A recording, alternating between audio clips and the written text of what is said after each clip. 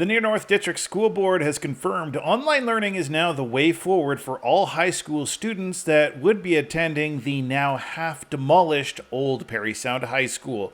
Shane Reynolds, a parent of two high school students, expressed to me his frustration with the ongoing lack of communication and now the larger impact to him and his family. So I, like many parents, have been kind of asking what's this new semester going to look like with possibly going into the demolished school and now being told we're going into an online structure. At this point in time, we're 3 business days and 6 school days, or sorry, 6 days before we enter the school. And I'm going to be making some frantic calls to see if there's a possible way to boost up my internet and looking at possibly upgrading a laptop or two for my children. Somewhat of a subpar education is what we're receiving right now. In fact, I believe we're the only high school in across Ontario that is not ready to open our doors for our students come September. Again, I have two kids, one entering into grade 9, one entering into grade 12, critical year for my family, and I'm not able to project even a timeline when we'll be able to get into a classroom.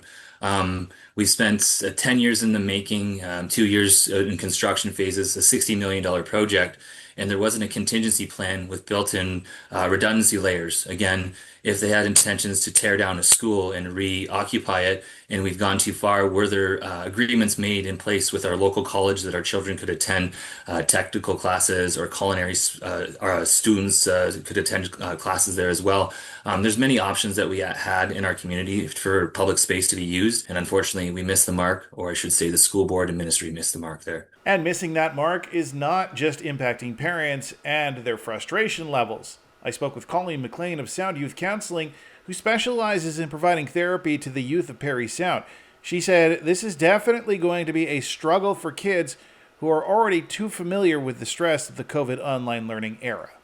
I think it's bringing up a lot of memories of COVID right now, particularly for high school students, because, 4, 5, 6 years ago, like they remember what this was like. And so I think what I'm hearing and what I think for young people is just this like deep concern of what that's going to be like.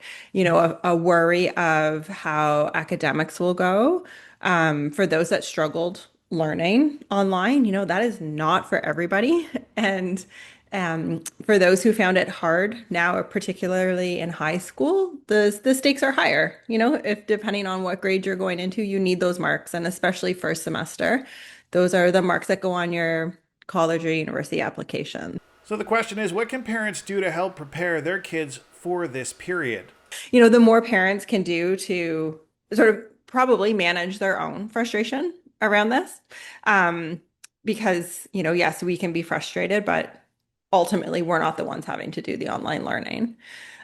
So the more we can kind of manage that piece, and then the more we can help our teens connect with friends. It might be extra drives into town. It might be, I don't know, changing, some boundaries around how long they're allowed to be on screens to like connect on video games or just with FaceTime or whatever it might be. But I think the more we can do to try to offer opportunities for those social connections are going to be really important. Meanwhile, Parry Sound-Muskoka MPP Graydon Smith recently expressed his frustration with what he is calling a mismanagement of this project and has called on the education minister to launch a governance review into the Near North District School Board. Smith is also calling on the board to immediately provide a clear timeline for how long students will need to be in online learning, a detailed construction schedule of the delayed mega school, and full accounting and decisions of the mismanagement that led to this situation. Your TV has reached out to the Near North District School Board numerous times asking for answers to these same questions, but at the time of this recording, all of those questions have gone unanswered.